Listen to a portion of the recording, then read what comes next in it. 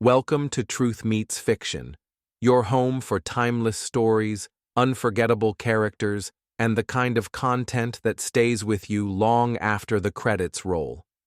Whether it's fact, fiction, or somewhere in between, you'll find it here. Let's begin. This episode from the life of Sherlock Holmes will be transmitted to our men and women overseas by shortwave and through the worldwide facilities of the Armed Forces Radio Service. Petri Wine brings you Basil Rathbone and Nigel Bruce in the new adventures of Sherlock Holmes.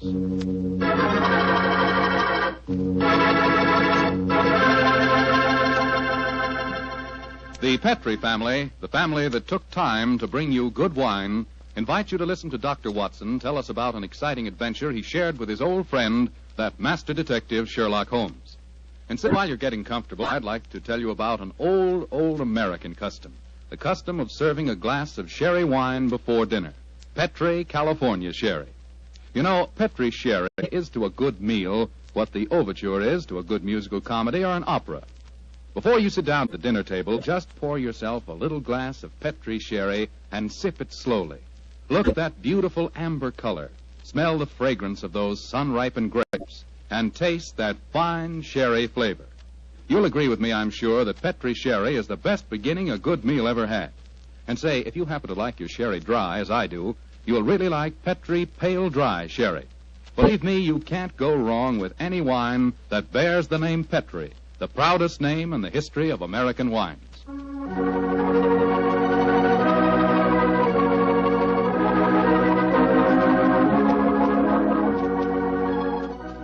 And now let's drop in on the good Dr. Watson, who's waiting for us in his California ranch house. Good evening, Doctor. Good evening, Mr. Foreman. Come in and make yourself at home. Thank you, Doctor. Sitting here with the lights off, I see. Have you been getting yourself in the mood for tonight's Sherlock Holmes story? No, my boy, I was watching the sunset. It's quite a beautiful tonight. Aye, Doctor, the sun set over an hour ago. Yes, I know that, young fellow, my lad. I know that. But at my age, a fellow's entitled to take a little snooze after dinner, isn't he? Of course he is, Doctor. And now that we've settled that, how about tonight's story? Well, a very beautiful girl figured prominently in this adventure, Mr. Foreman. Her name was Jasmine Lafleur. Huh? You say that again, Doctor, please? I know, my boy, but that was her stage name. When she was a magician's assistant, unfortunately, I never had the opportunity of seeing Jasmine Lafleur in the theater. But I'm told that she was a fascinating figure in tights and spangles. When Holmes and I first met her, however, she was dressed a little more conventionally. And her name was then Diana Vennering. Lady Vennering. Lady Vennering? Say, those tights and spangles really paid off, didn't they? Well, how did you and Sherlock Holmes come to meet up with her, Doctor? In rather spectacular style, Mr. Foreman. Miss Lafleur became something of a femme fatale in the early 1900s. First of all, she married Signor Rossoni, the magician for whom she was working. On the wedding night, he was mysteriously stabbed to death. A few months later, Madame Rossoni, very fetching in her widow's weeds, I'm sure, met Sir Wilfrid Vennering. And, after a whirlwind courtship, she married him. Don't tell me he got murdered, too. He did, Mr. Foreman. Also on the night of the wedding. But this time the police found a suspect. It was a certain Major Beckworth, cousin of the dead man, and an ardent suitor of the fair Diana. The trial at the Old Bailey was one of the most sensational I ever remember. Sherlock Holmes and I, in court on the closing day as a jury, were still considering their verdict. Holmes, the jury's been out over 8 hours. I bet you they can't agree on a verdict and there'll be a new trial. I think not, old chap. Look, here they come now. You know, there's a strong moral probability of guilt, but I'm sure they'll agree that there's insufficient evidence to convict. Oh, perhaps you're right. Just look at Lady Vennering down there ahead of us. What a stunning woman. Yes, and a woman of great poise and courage. Here it comes. Gentlemen of the jury, have you arrived at a verdict? We have, my lord. How say you? Do you find the defendant guilty or not guilty? Not guilty. Exactly. Come on, Watson.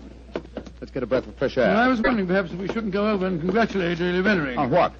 The fact that our husband's murderer has not been found? Oh, I suppose you're right. You ever read the Book of Tobit, Watson? Tobit? I don't think so. When was it published? Well, a little before our time, old chap. It's an Old Testament story.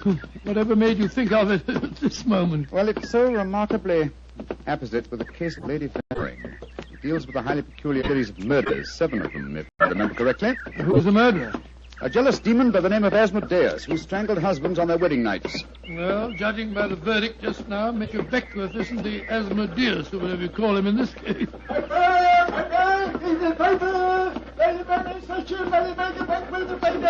you are, boy. Here, give me a paper. Thank you, Governor. Thank you. Paper! Well, Holmes, what does it say? Oh. Anyway, here we are. Listen to this. Lady Venring, widow of the murdered man, says that she will marry the suspect. Lady Venring told newspaper reporters this afternoon that if Major Beckworth is acquitted, she will marry him before the year is out. Oh, upon my soul, Holmes, there's a positive sparkle in your eye as you read about her. I must admit the lady fascinates me, old chap. I hope before she becomes involved in any further tragedies that we may have the opportunity of meeting her, and something tells me that we will.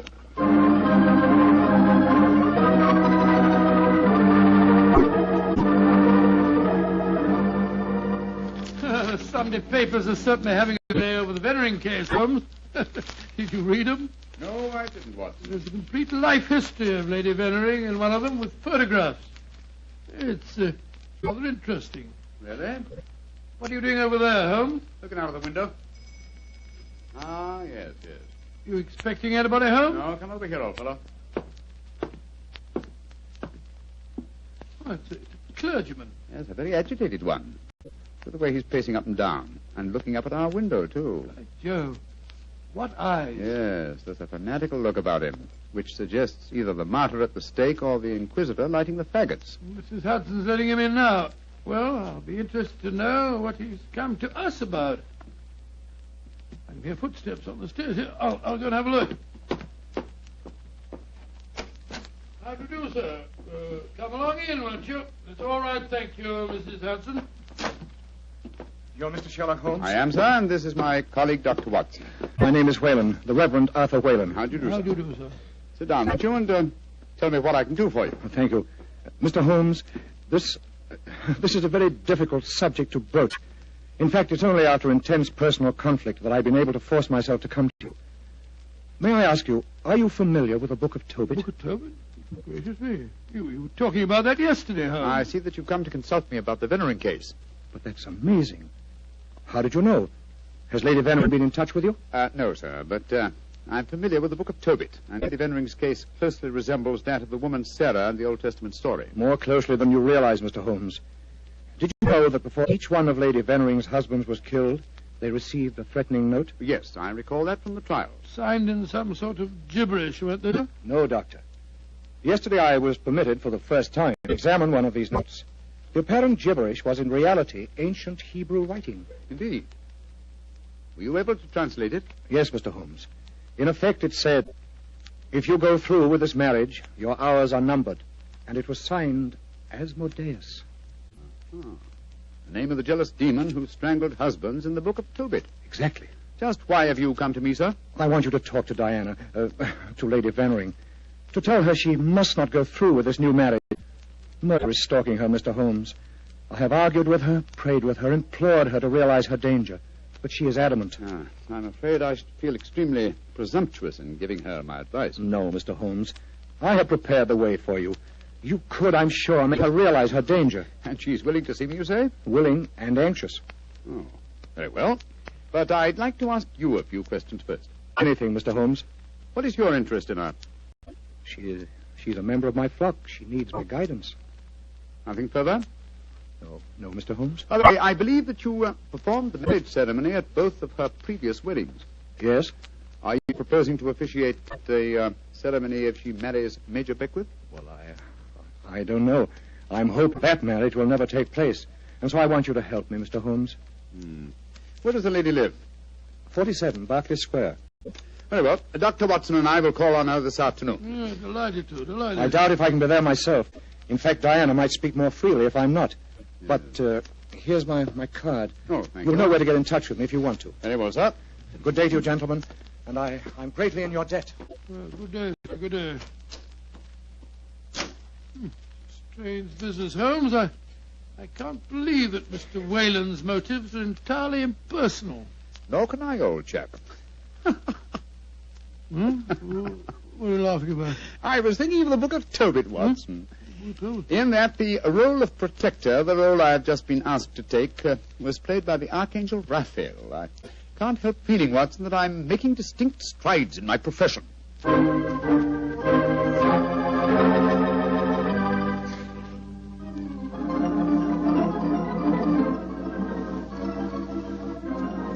Mr. Sherlock Holmes, I'm so glad to meet you. How do you do, Lady Vennering? May I introduce my old friend, Dr. Watson? How are you, Dr. Watson? I'm awfully glad to meet you, Lady Vennering. Let's sit down, shall we? You're just in time for tea. Thank you. You know why we're here, of course. Oh, naturally. Mr. Whalen came round here as soon as he'd left you. You're to persuade me to look after my mortal affairs, while he takes care of my immortal ones. Isn't that it? Well, that's charmingly put, Lady Vennering. Charming. May I say, Mr. Holmes, that I'm flattered that a man of your eminence should be sufficiently interested to bother about me. You underestimate your own importance, Lady Vennering. Though I may mention that if your problem had been as simple as Mr. Whalen made it out to be, I might have been otherwise engaged. You're being very frank and a little mysterious. Are you suggesting that Mr. Whalen didn't tell you everything? I am. And I hope you will be more candid with me. Sherlock Holmes, I like you. You're most refreshing. Milk and sugar in your tea? Just milk, thank you. Here you are. How about you, Dr. Watson? Oh, just the same way, please. Hey, thank you, my dear. And now, Mr. Holmes, perhaps you'll tell me why you think that you haven't been told everything. Before I answer that, Lady Vennering, I wonder if I might ask you some questions. But of course. Anything. When your first husband, Signor Rossoni, was killed, did the police find any suspects? Yes, one. Ferdinand Gautier, a young man who had been an assistant in our Magician's Act. A stupid, good-looking boy who thought he was in love with me. But of course Inspector Lestrade had to release him. There was no evidence. Inspector Lestrade, well, you can bet that if he arrested him, the boy was innocent. A warning note was found among your husband's effects, wasn't it? Yes, and it was signed in Hebrew with the name Asmodeus. But perhaps you're not familiar with the Book of Tobit. Oh, yes, sir, I am. I'm familiar with it, Lady Vennering. How did you know then that the Hebrew letters signified that name? Mr. Whalen translated them for me. Oh, I see. And also read me the Book of Tobit. He's always been particularly fond of that book. Perhaps because it illustrates his own ideas on the dangers of marriage. But Holmes told us that he hadn't seen one of the warning notes until yesterday. Precisely. Lady Vennering, I read in the papers that you intend to marry Major Beckwith, the man who has just been tried for your late husband's murder. Yes, Mr. Holmes. When are you going to marry him, may I ask? When it pleases me. Doesn't it occur to you that a great deal of comment will be caused? Also that Major Beckwith's life is in obvious danger? Of course it occurs to me, my dear man. But because of two tragic marriages, am I to spend the rest of my life alone? As Mr. Whalen would have me do? I'm young, alive. Peter, what are you doing here? I just arrived back in England today, Diana. What's this I read about you marrying Beckwith? Peter, I have guests. Mr. Sherlock Holmes and Dr. Watson. This is Peter McComas, one of our most promising young painters. Diana, tell me it isn't true. When I left England, you loved me, and I you. I come back, and what do I find? You're planning to marry Beckwith. Well, I won't stand for it. If you think you can throw me over like some silly boy, you're very much mistaken. I can tell things, you know. I can tell lots of things. Get out of here, Peter. Get out. Diana. And don't come back until you've learned manners and discretion. But Diana... Get out.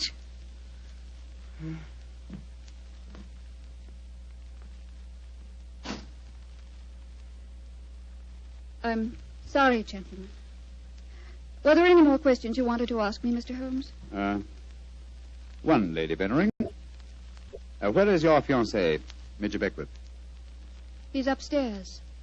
I'm letting him stay here until the scandal of the trial has died down. I must see him at once. At once? Why, Holmes? He's in no danger until the marriage takes place? The marriage has taken place, Watson, unless I'm very much mistaken. What makes you think so, Mr. Holmes? You're much too discreet and intelligent, Lady Vennering, to let him stay here in your house unless you were already married. We were married this morning. But we planned to keep the fact a secret for a few months until the scandal had died down. May I talk to him, please? Of course. I'll ring for the butler and ask him to come down. May I ask, madam, who married you? The Reverend Arthur Whalen, of course. Oh, and all the time he talked to us today, he knew perfectly well this marriage had taken place. He must have just come from it. I don't trust that man, Holmes. Oh, there you are, Hudson. I just rang for you. Will you ask Major Beckwith? Excuse me, milady. I was just on my way to telephone the police. The police? What do you mean? It's Major Beckwith, milady. He's been stabbed to death in his bath. Mr. Beckwith murdered, too. Hudson, I'll telephone the police. And now I'm rather well acquainted with Inspector Lestrade. Excuse me, gentlemen. A dreadful business, Holmes. A third husband murdered on his wedding day. But what a woman, Watson. She's superb, magnificent. What on earth do you mean, Holmes? What courage. What unconquerable spirit in the face of a fresh tragedy. Watson, she fascinates me. I haven't seen such a splendid female since we solved that case for the King of Bohemia.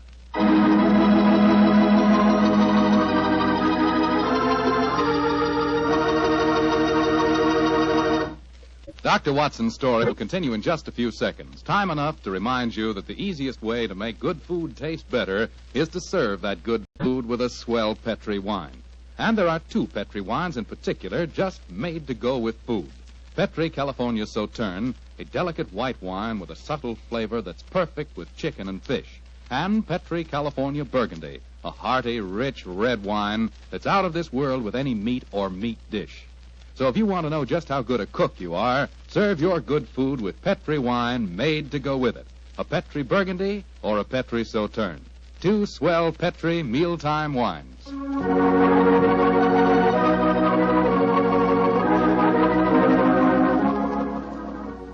And now back to tonight's new Sherlock Holmes adventure. The famous detective and his old friend Dr. Watson have become involved in the affairs of thrice-married Diana, one-time magician's assistant.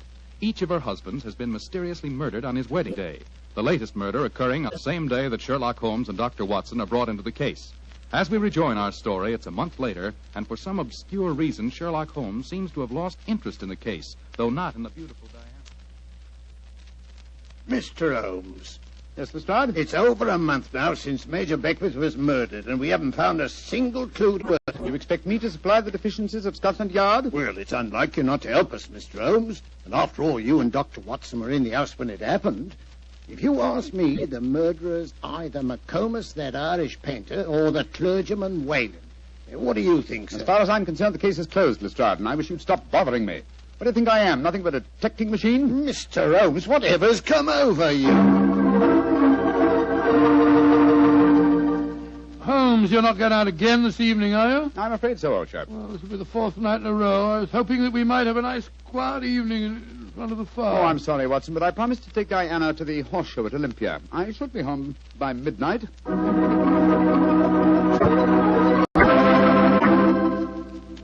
Mr. Holmes. Yes, Mr. Whalen? You're seeing altogether too much of Diana. She seems to be completely under your spell. But you introduced me to her in the first place, with the request that I keep an eye on her. I made a great mistake. As her spiritual protector, I'm afraid I must ask you to stop seeing her. I'm afraid I must ask you, sir, to mind your own business.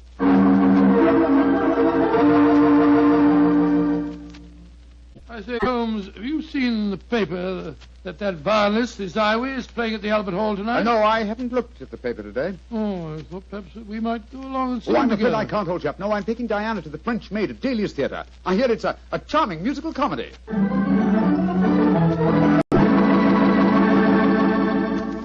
Look here, Holmes. We've been friends for a good many years now. Very true, old fellow. And I think I'm entitled to speak to you straight from the shoulder. Of course you are, Watson. Very well, then. This Diana Beckwith. Oh. Yes, it's your own business, I suppose, but I can't bear to see her making such a fool of you. You've neglected your work entirely since you met her. You get about as though you're a young fellow of 20. What's come over you, Holmes? Stop pacing about, old chap, will you, and sit down. In fact, it might be a good idea if you fortified yourself with a nip of brandy from the Tantalus there.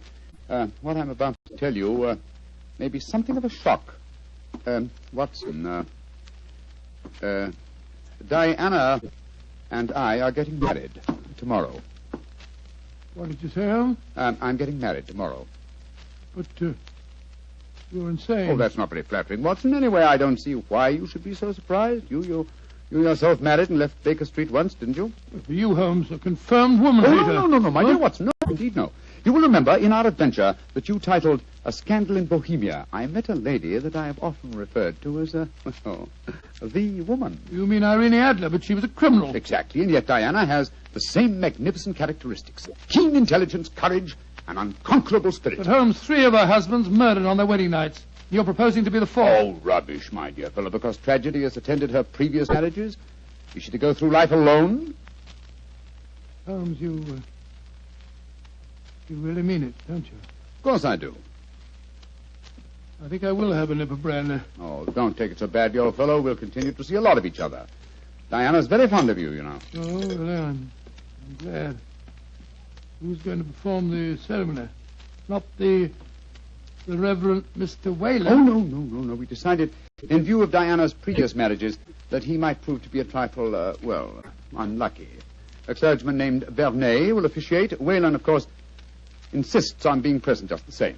What time is the wedding tomorrow? 2 o'clock, old fellow. Oh, I should have mentioned this before. I hope your cutaway coat and top hat are in a good state of preservation. You'll be a pretty prominent figure at the ceremony, you know. You mean that... Well, I mean that if Sherlock Holmes gets married, who else can be his best man but his old friend, Dr. Watson? It's elementary, my dear fellow, elementary.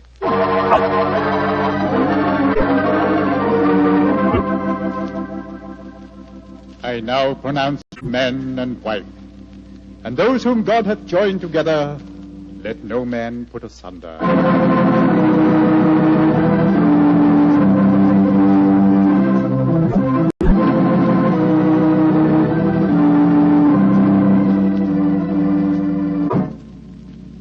Diana, I'm going to claim the privilege of the best man and give you a kiss. Of course you shall, Doctor. Joe, Holmes, you're Miss Lucky Fuller. Of course I am, old chap. Sherlock, I'm going upstairs to change my dress now. Very well, Diana. I'll be up shortly. I'll see you later, Dr. Watson. Very well, Mrs. Holmes. Holmes, I never thought I'd live to say that. Watson, old fellow, I'm worried. Worried today? Oh, my dear fellow, what's the matter? Well, just before the ceremony, I received one of those warning notes signed by Asmodeus. Oh, you better be careful, Holmes. I think I'll slip out and have a pipe or two on the matter. Yes. Look after my guests for me, will you? And keep your eyes open. And your ears. Yes, I will indeed. There you are, Mr. Whalen. Would you care for a glass of champagne or punch or something or other? Thank you, no, Doctor. I'm in no mood for celebration. I'm certain that Diana has made a shocking mistake. Well, really, sir, I don't think... I only came here in a last-minute attempt to dissuade her. Now that I've failed, I shall leave. Good day, sir. Bless your soul. Dr. Watson? Oh, hello, McComas. Where's Mr. Holmes? We'll be back in a few minutes. Would you care for a glass of champagne, sir? Well, thank you. I should like to drink a toast to the pair. I've been in love with Diana for years, you know, but she wouldn't marry me, and well, I suppose I might as well make the best of it. I must say your friend Sherlock Holmes seems like a splendid fellow. He is indeed, McComas. In fact, I may say... Watson. Excuse me, sir. All right, Holmes, I'm coming. Up here. What is the matter, Holmes? Follow me, lock the door behind you. Allow me to introduce you to the demon Asmodeus, Watson. Unfortunately, at the moment, she's in a faint. Good Lord. It's Diana. Exactly. Always an impetuous woman, she made the mistake of trying to stab me with that knife. So I bent over to strap up a suitcase. She didn't allow for the wall mirror in which I was watching her. You mean you suspected her all along? Of course I did, old fellow. The problem was to find the proof. I first suspected her when I knew that she had been a magician's assistant. The key to the profession of magic is misdirection, and these murders have been a perfect example of misdirection motive. How do you mean, Holmes? Well, by creating a... Thanks to the well-meaning stories of the Reverend Mr. Whalen, whose theological libraries she must have copied the Hebrew signature, she focused the murders on jealousy, concealing the fact that the one person with a perfect motive was herself, the widow who was to inherit. Oh, why hasn't she been caught before? Because she was clever, devilishly clever. She left no clues except an indirect one that I had once spotted, that the likeliest person to be able to approach a bridegroom unsuspected and stab him is his bride. And now I wish you'd see if you can revive her, old fellow. When the police get here, I should like Mrs. Holmes to be in full possession of all her faculties.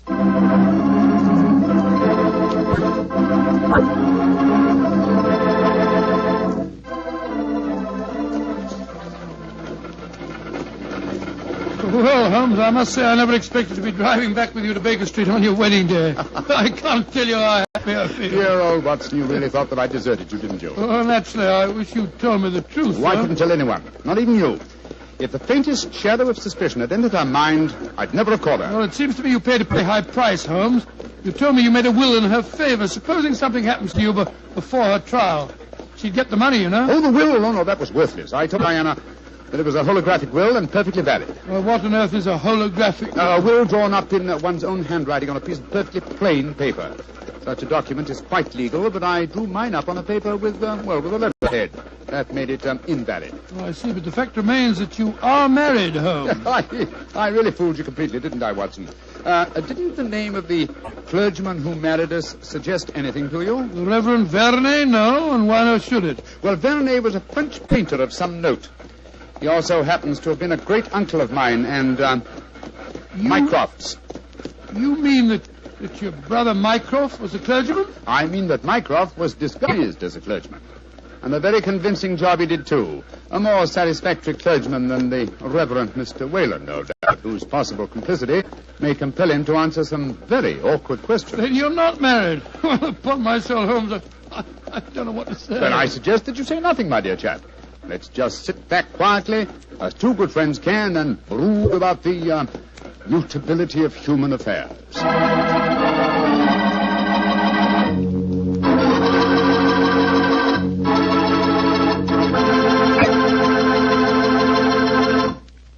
Well, Doctor, tonight's adventure was really a little extraordinary, to say the least. Holmes sure had a narrow escape. Doubly narrow, Mr. Foreman, doubly narrow. He not only escaped the jaws of death, but he also escaped the clutches of matrimony. Actually, the story had a happy ending for everybody but Lady Vennering. Jasmine Lafleur. What about that artist fellow, McComas? How did he take it? Oh, very well indeed. In fact, in gratitude, he even painted Holmes's portrait.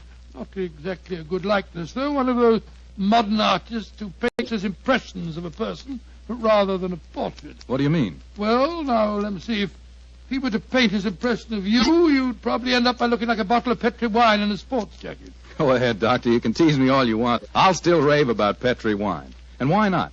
The facts bear me out that Petri wine most certainly is good wine. After all, the Petri family knows all there is to know about the art of turning plump, sun-ripened grapes into fragrant, delicious wine. That's because they've been making wine for generations, ever since they started the Petri business way back in the 1800s.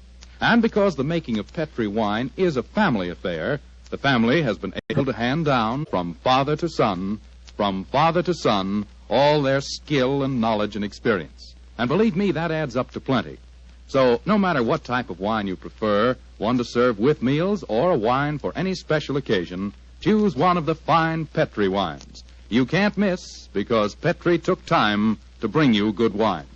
And now, Dr. Watson, what story do you have lined up for us next week? Well, now, let me see, Mr. Foreman. I'm going to tell you about a strange adventure that began by my taking a wild cab ride through the moonlit streets of London and ended with Holmes and me being trapped in a luxuriously furnished cellar below a furniture warehouse down by the waterfront.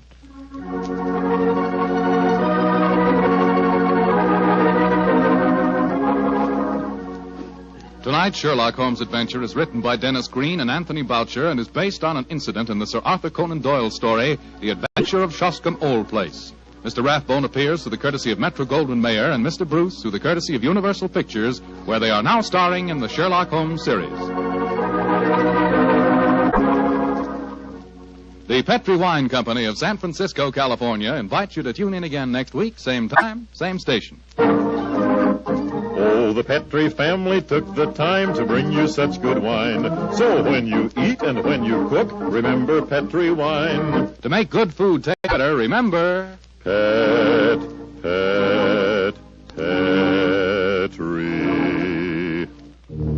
wine.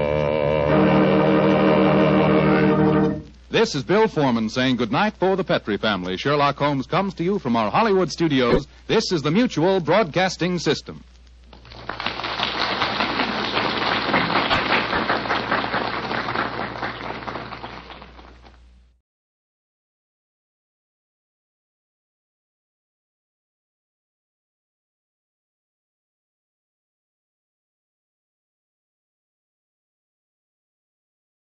Every story leaves a trace, some in history, others in the shadows. If this one made you think, question, or shiver just a little, you're in the right place. This is Truth Meets Fiction. Until next time, stay curious, stay sharp, and don't believe everything you're told.